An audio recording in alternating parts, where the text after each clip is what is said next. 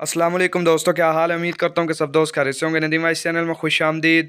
नज्जू नाइक की हजामत का दूर दूर तक चर्चा था। वो अपने काम में इस कदर माहिर था कि आंखों पर पट्टी बंद कर भी हजामत करता तो कोई ज़रा सी खामी बाकी ना छोड़ता। इस आला कारकर्दगी के बायस बड़े बड़े अमरा वज़रा मशीर शहर के आम अमीर नेज़ दूर दराज इलाकों के लोग इसके पास आके हजामत बनवाने में अपनी खुशबख्ती तस्वर करते। एक दिन नज्जू नाई अपनी दुकान पर काम में मसरूफ़ था कि लकड़ियाँ फ़रोख्त करने वाले किसी शख्स की आवाज़ आई। लकड़ी ले लो, सूखी लकड़ी। नज्जू नाई ने बाहर निकल कर देखा तो उसे वो शख्स गधे पर लकड़ियाँ ले जाता नजर आया।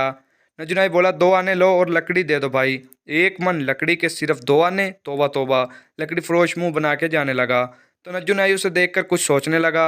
ऐ नाराज मत हो, चलो तुम ही बताओ कितने में दोगे। नज्जू नाई चिल्लाया, 4 आने से कम नहीं दूंगा भाई। सब की सब लकड़ियाँ। हाँ जी, सब की सब लकड़ी, सब। एक भी कम नहीं।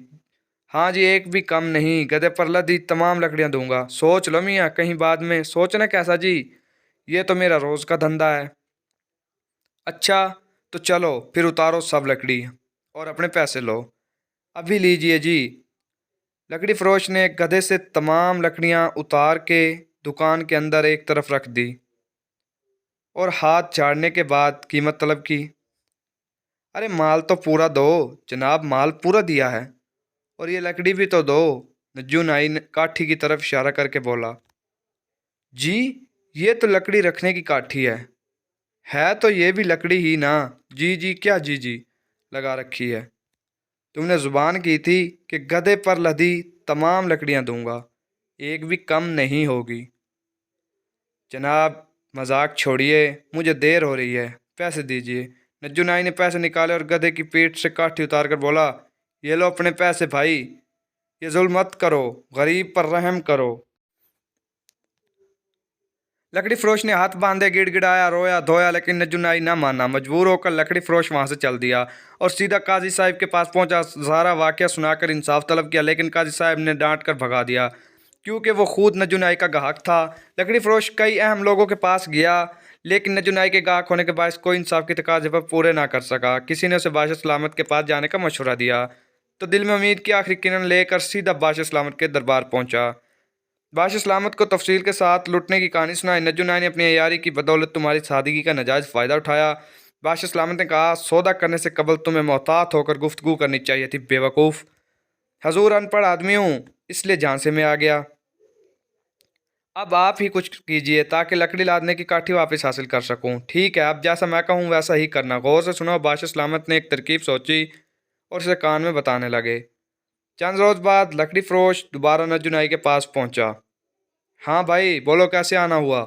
नज्जू नाई कैंची तेज करते हुए बोला, भाई बात यह है कि मुझे बादशाह सलामत के महल में मुलाजमत मिल गई है। महल के दरोगा ने अच्छी हजामत बनवाने की शर्त रखी है। ओह अच्छा, फिर मैंने आपके काम की बहुत तारीफ सुनी है। लोग कहते हैं कि आप अपनी महारत से गधे को भी इंसान बना देते हैं। शुक्रिया भाई, ये तो लोगों की मोहब्बत है। बस तो अब मैं भी आपसे मोहब्बत करने वालों में शामिल होना चाहता हूँ। मतलब कि हजामत बनवाना चाहता हूँ। जी बिल्कुल, एक मैं हूँ और एक मेरा साथी भी है जो मेरे साथ ही महल में काम करेगा। दोनों के हजामत के कितने पैसे लेंगे। दोनों के 4 आने होंगे। मंजूर है। आप पहले मेरी हजामत बनाइए, इसके बाद मेरे दोस्त की बारी होगी। अच्छी बात है। नज्जू नाई ने लकड़ी फरोश को बिठाया और ज़रा देर में इसकी हजामत मुकम्मल कर दी। फिर बोला, अब फटाफट अपने साथी को बुला लो। लकड़ी फरोश ने सबात में गर्दन हिलाई, दुकान के बाहर खड़े गधे को हाँक के अंदर लाया। लीजिए जनाब, मेरा साथी आ गया। इसकी चमड़ी नरम है, ज़रा एहतियात के साथ हजामत बनाइएगा। ये क्या मजाक है। नज्जू नाई ज़ोर से दौड़ा। मैं इंसान की हजामत बनाता हूँ, हैवानों की नहीं। बाहर निकालो इस गधे को। देखिए, ये तय हुआ था कि आप मेरी और मेरे साथी की हजामत बनाएंगे। जुबान का वरम रखिए वरना मैं उजरत नहीं दूंगा। ओह, अब बात समझ में आई। नज्जू नाई ने लकड़ी खरीदने वाला मामला याद करते हुए कहा, इंतकामी कार्रवाई कर रहे हो, वो भी नज्जू नाई के साथ। ठहरो तो सही, अभी हजामत बनाता हूँ। इतना कहकर नज्जू नाई ने छुरी उठाई और गधे को मार मार के वहां से भगा दिया। लकड़ियां फरोश एहतजाज करता हुआ उसे नज्जू नाई से धक्के देकर बाहर निकाल दिया। लकड़ी फरोश दोबारा बादशाह सलामत के पास पहुंचा। नज्जू नाई की ज्यादती का हवाल सुनकर इन्होंने फौरन हुक्म दिया, नज्जू नाई को पेश किया जाए। हुक्म की देर थी, सिपाही निकल पड़े और जल्द ही नज्जू नाई को गिरफ्तार करके ले आए। बादशाह सलामत में इस पर गुस्सैली नजर डाली और बोले, नज्जू, तूने लकड़ी फरोश से इसके दोस्त की हजामत का वादा किया था। जी हजूर, नज्जू नाई ने सुर्खम करते हुए जवाब दिया।